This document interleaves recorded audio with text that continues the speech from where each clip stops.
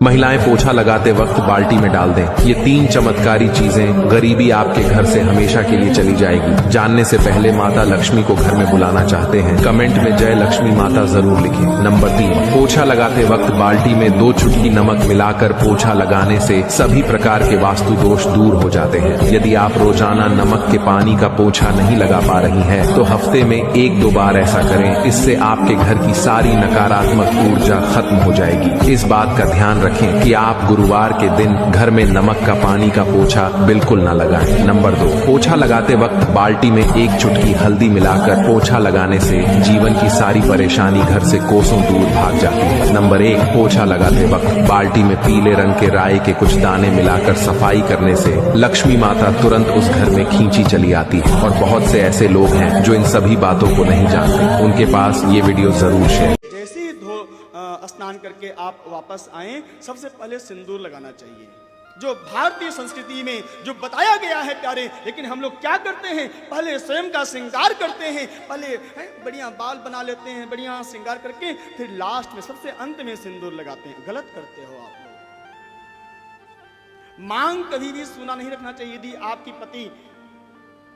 आप चाहते हो कि हमारे पति सही सलामत रहें, हमारा गृहस्थ जीवन सुंदर रहे, तो मांग से सिंदूर कभी भी खाली नहीं होना चाहिए। सबसे पहले थोड़ा सिंदूर लगाइए, फिर आप श्रृंगार करिए, फिर उस मांग को पूरा भर लीजिए। सुबह 4 से 5:30 के बीच में, यानी ब्रह्म मुहूर्त में अगर आप इन 3 शब्दों को बोल देंगे तो यकीन मानिए उसी समय आपकी इच्छा पूरी हो जाएगी। बहुत ज़्यादा चमत्कारी समय होता है और बहुत ज़्यादा चमत्कारी शब्द है ये। बस आपने किस बात का ध्यान रखना है। यदि आप ब्रह्म मुहूर्त में नहीं उठ सकते, उठ के बैठने में प्रॉब्लम होती है, मुंह हाथ धो के आने में या नहा के आने में प्रॉब्लम होती है, तो आप बेड पे लेटे लेटे ही इसका जाप कर सकते हैं। आपने क्या करना है, हाथ जोड़ के आंखें बंद करके पहले अपने इष्ट का ध्यान करना है, भगवान का ध्यान करना है, जिन्हें भी आप सबसे ज़्यादा मानते हैं। अपनी आत्मा को परमात्मा से जोड़ना है। 5 से 7 मिनट या 10 मिनट भगवान का ध्यान करेंगे, उन्हें धन्यवाद बोलेंगे, उनसे क्षमा मांगेंगे। उसके बाद जब आपकी आत्मा परमात्मा से जुड़ जाएगी, सारे रास्ते खुल जाएंगे, आपकी दुआ बहुत जल्दी कबूल हो जाएगी, बहुत जल्दी आपकी प्रार्थना सुन ली जाएगी। तब आप ये शब्द बोलेंगे, मैं भाग्यशाली हूँ, मैं भाग्यशाली हूँ, कम से कम 21 बार बोलेंगे और तुरंत चमत्कार दें। सूर्यदेव को जल चढ़ाने से लौट आते हैं अच्छे दिन, पर जान लें ये सही नियम। सूर्यदेव को जल चढ़ाने के लिए हमेशा तांबे के लोटे का ही इस्तेमाल करें और सुबह 9 बजे से पहले ही जल अर्पित करें। जल में अक्षत, रोली, लाल फूल इत्यादि डालें। सूर्यदेव को जल देते समय अपना मुख पूर्व दिशा की ओर ही रखें और जल देते समय ओम सूर्याय नमः मंत्र का 11 या 21 बार उच्चारण करें। जल देते समय नीचे कोई पौधा रख लें जिससे जल जमीन पर ना गिरे और उसमें से थोड़ा सा जल अपने मस्तक पर जरूर लगाएं। यदि इन नियमों को ध्यान में रखकर सूर्य को अर्घ्य दिया जाए तो जीवन में खूब कामयाबी और यश की प्राप्ति होती है। हर सुबह उठकर ये प्रार्थना अवश्य करें कि हे प्रभु, रात सुख से बीत गई, एक नई सुबह हुई है। प्रभु, आज के दिन मेरे हृदय से, मेरी वाणी से, मेरी आंखों से और मेरे हाथों से किसी का भी बुरा ना हो और किसी का दिल ना दुखे। केंद्र बिंदु से 4 रेखाएं खींचते हैं जो 4 पुरुषार्थों के सूचक हैं।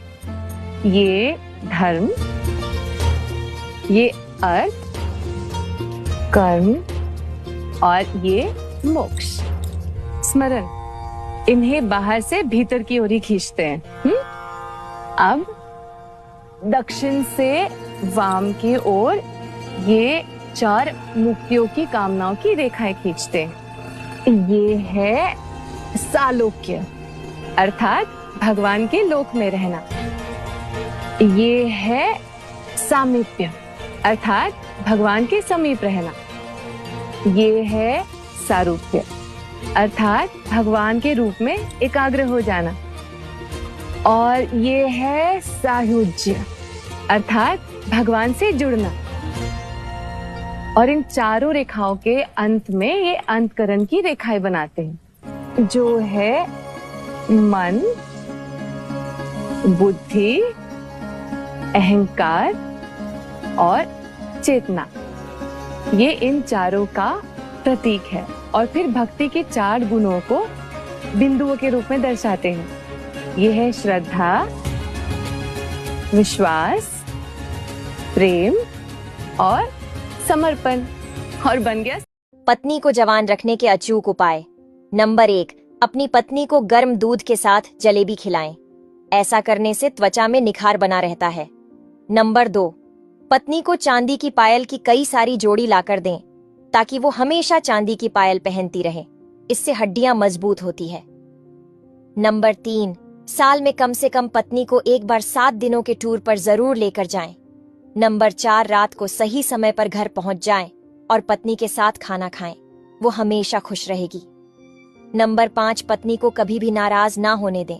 उसके मन पसंद की चीजें उसे दिलाते रहे। नंबर 6, कभी भी पत्नी व्रता का नियम ना तोड़े।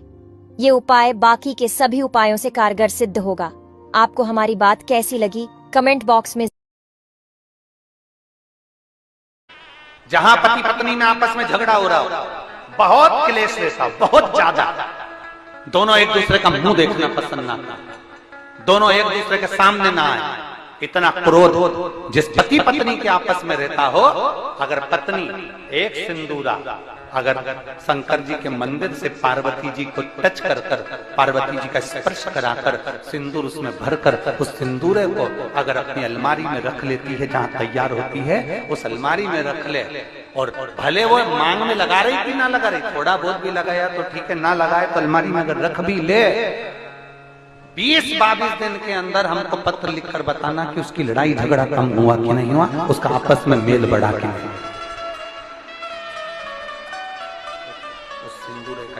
अगर माता वैष्णो देवी की यात्रा करते समय मिले ये 3 संकेत तो समझ जाना कि माता रानी का आशीर्वाद आपको मिला है। नंबर 1, माता रानी की यात्रा करने से पहले अगर आपको यह लगने लगे कि यह यात्रा मेरे बस की नहीं है, और यात्रा पूरी करने के बाद जब माँ का भवन देखते ही आपकी सारी थकान दूर हो जाए, तो समझ जाना कि माँ का भवन निराला है। नंबर 2, माता रानी के भवन पहुँचते ही अगर आपकी आंखों में आंसू आ जाए तो ये संकेत समझ लो माता रानी आपके दुख दर्द बिगड़ी दूर करने वाली है। आखिरी वाला जानने से पहले वीडियो को लाइक और चैनल को सब्सक्राइब जरूर कर दें। नंबर 3, माता वैष्णो देवी की यात्रा और दर्शन करने के बाद अगर माँ वैष्णो धाम आपके दिलो दिमाग से नहीं जा रहा तो समझ जाना कि माता आपको हर साल आने का बुलावा भेज रही है। बस मैया के दरबार आप जाना मत भूलना। दोस्तों, अगर आपकी भी दिली इच्छा है कि आप भी माता वैष्णो देवी के दर्शन करें तो कमेंट्स में जय माता वैष्णो देवी जरूर लिख कर जाएं।